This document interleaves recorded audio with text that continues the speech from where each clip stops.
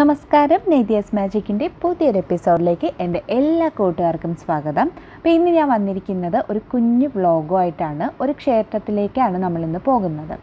അപ്പോൾ ഈ ക്ഷേത്രം കൊല്ലം ജില്ലയിലെ കടയ്ക്കലിനടുത്ത് ഇട്ടിവ ഗ്രാമപഞ്ചായത്തിലാണ് സ്ഥിതി ചെയ്യുന്നത്. Kottukkal cave temple. ഇതൊരു ഗുഹാക്ഷേത്രമാണ് കേട്ടോ. വളരെ ചരിത്ര പ്രസിദ്ധമായ ഒരു ക്ഷേത്രമാണ്.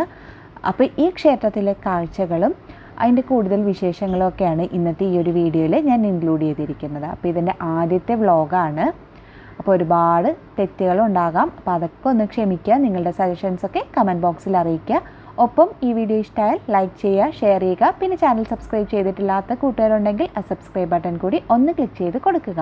സബ്സ്ക്രൈബ് ബട്ടൺ ക്ലിക്ക് ചെയ്യുമ്പോൾ തൊട്ടടുത്തൊരു കുഞ്ഞ് ബെല്ലൈക്കൺ വരും. അത് കൂടി ഒന്ന് ക്ലിക്ക് ചെയ്ത് ഓൾ എന്ന ഓപ്ഷനും സെലക്ട് ചെയ്താൽ മാത്രമേ ഞാൻ പുതിയ വീഡിയോസ് ഇടുമ്പോൾ അതിൻ്റെയൊക്കെ നോട്ടിഫിക്കേഷൻ നിങ്ങൾക്ക് ലഭിക്കുള്ളൂ. അപ്പോൾ നമുക്ക് ക്ഷേത്രത്തിലെ വിശേഷങ്ങളിലേക്ക് പോകാം. അപ്പോൾ ഞങ്ങൾ വൈകുന്നേരമാണ് ഈ ഒരു അമ്പലത്തിലേക്ക് പോയത്. 5 മണി അടുപ്പിച്ച് ഞങ്ങൾ അവിടെ എത്തി. ഞങ്ങൾ വീട്ടിൽ നിന്ന് ഏകദേശം 1.25 മണിക്കൂറോളം യാത്രയുണ്ട് അമ്പലത്തിലേക്ക്. അത്യാവശ്യം നല്ല റോഡാണ് കേട്ടോ. ഞാൻ ആദ്യമായിട്ടാണ് ഇവിടേക്ക് വരുന്നത്. അത്യാവശ്യം നല്ല റോഡ് തന്നെയാണ് നമുക്ക് പോകാനായിട്ട്. അപ്പോൾ നമ്മൾ ക്ഷേത്രത്തിലേക്ക് എത്തുമ്പോൾ വളരെ നല്ലൊരു കാഴ്ചയാണ് കേട്ടോ. നല്ല പ്രകൃതി രമണീയമായൊരു സ്ഥലമാണ്. ഒരു പാടശേഖരത്തിൻ്റെ നടുവിലായിട്ടാണ് ഈ ഒരു ക്ഷേത്രം സ്ഥിതി ചെയ്യുന്നത്. നല്ല കാം ആൻഡ് ക്വയറ്റായിട്ട് നല്ലൊരു ബ്യൂട്ടിഫുൾ പ്ലേസാണ്. നിങ്ങൾക്ക് കാണുമ്പോൾ തന്നെ മനസ്സിലാകും. അപ്പോൾ കോട്ടുകൽ എന്ന വാക്കിനർത്ഥം കൊത്തിയ കല്ല് എന്നാണ്. അപ്പോൾ അതിൽ നിന്നാണ് ഈ സ്ഥലത്തിന് ആ ഒരു പേര് ലഭിച്ചത്. അപ്പോൾ ഒറ്റക്കല്ലിൽ തീർത്ത പുരാതന ഗുഹാക്ഷേത്രങ്ങളിൽ ഒന്നാണ് ഈ കോട്ടുകൽ കേവ് ടെമ്പിൾ എന്ന് പറയുന്നത്. അപ്പോൾ ഇവിടെ മെയിനായിട്ട് പ്രതിഷ്ഠ എന്ന് പറയുന്നത് ശിവനാണ്. ശിവൻ്റെ 2 ശിവലിംഗമാണ് ഇതിൽ സ്ഥിതി ചെയ്യുന്നത്. 4.5 അടിയോളം ഉയരമുള്ള 2 ശിവലിംഗവും അതിന് മുന്നിലായിട്ട് നന്ദിയും സ്ഥിതി ചെയ്യുന്നുണ്ട്. അതുകൂടാതെ മഹാഗണപതിയുടെ ഒരു വിഗ്രഹവും ഇവിടെ പ്രതിഷ്ഠിച്ചിട്ടുണ്ട്.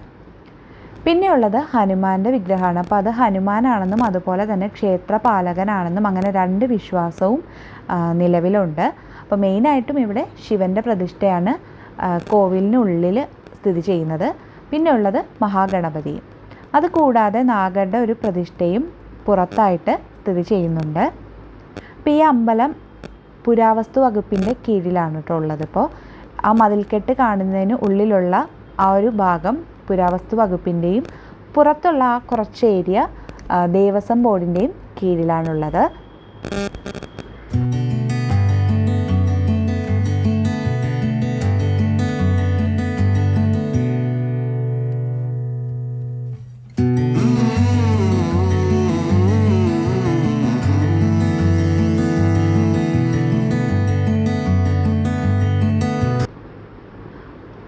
മഹേശ്വരൻ്റെ കൽപ്പന പ്രകാരം ഹനുമാനും മറ്റ് ഭൂതഗണങ്ങളും കൂടി ചേർന്ന് ഈ ഒരു ക്ഷേത്രത്തിൻ്റെ കൊത്തുപണികളൊക്കെ ചെയ്ത് എവിടെയോ പ്രതിഷ്ഠിക്കാൻ പോകുന്ന വഴി നേരം പുലർന്നുവെന്നും അതിനാൽ ഇവിടെ പ്രതിഷ്ഠിച്ചു മടങ്ങിയെന്നുമാണ് ഐതിഹ്യം.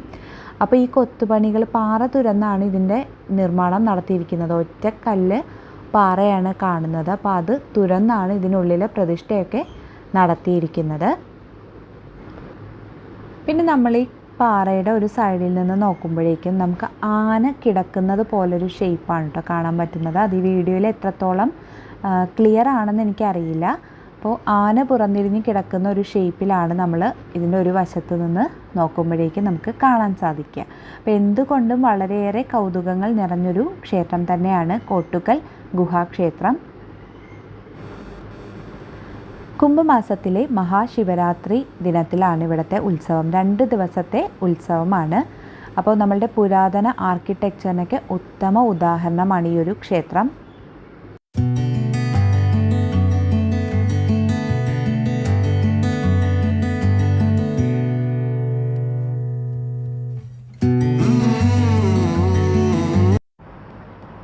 പിന്നെ ഈ ക്ഷേത്ര കോമ്പൗണ്ടിനുള്ളിൽ തന്നെ നല്ലൊരു പച്ചക്കറി തോട്ടം കൂടി നിർമ്മിച്ചിട്ടുണ്ട്. പലതരം പച്ചക്കറികൾ കൂടിയിട്ടുള്ളൊരു പച്ചക്കറിത്തോട്ടം. തക്കാളി, അതുപോലെ തന്നെ പച്ചമുളക്, ക്യാബേജ്, വഴുതനങ്ങ തുടങ്ങി പലതരത്തിലുള്ള പച്ചക്കറികൾ ഇവിടെ ഇൻക്ലൂഡ് ചെയ്തിട്ടുണ്ട്. അതും വളരെ നല്ലൊരു കാഴ്ച തന്നെയാണ്.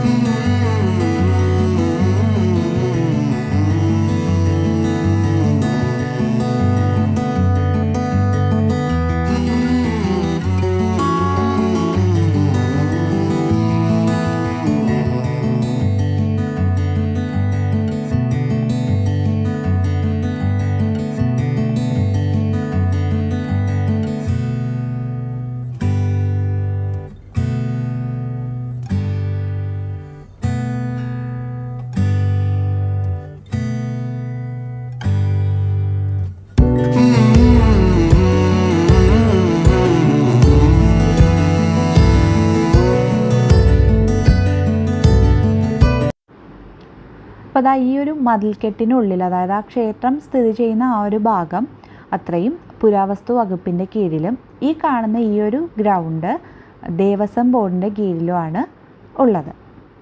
അപ്പോൾ 2 പേരും കൂടി ചേർന്നിട്ടാണ് ഈ ഒരു ക്ഷേത്രം നോക്കി നടത്തുന്നത്.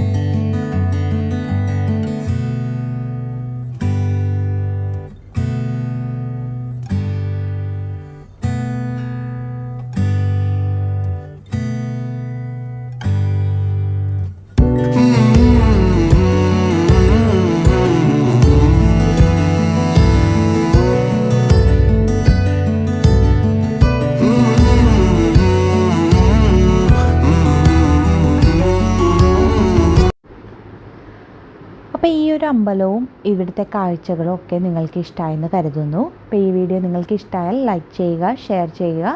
അതുപോലെ തന്നെ ചാനൽ സബ്സ്ക്രൈബ് ചെയ്തിട്ടില്ലാത്ത കൂട്ടുകാരുണ്ടെങ്കിൽ ഒന്ന് സബ്സ്ക്രൈബ് ചെയ്ത് സപ്പോർട്ട് ചെയ്യുക. അപ്പോൾ മറ്റൊരു നല്ല വീഡിയോയുമായി നമുക്ക് വീണ്ടും കാണാം. അതുവരെ thank you, bye, thanks for watching.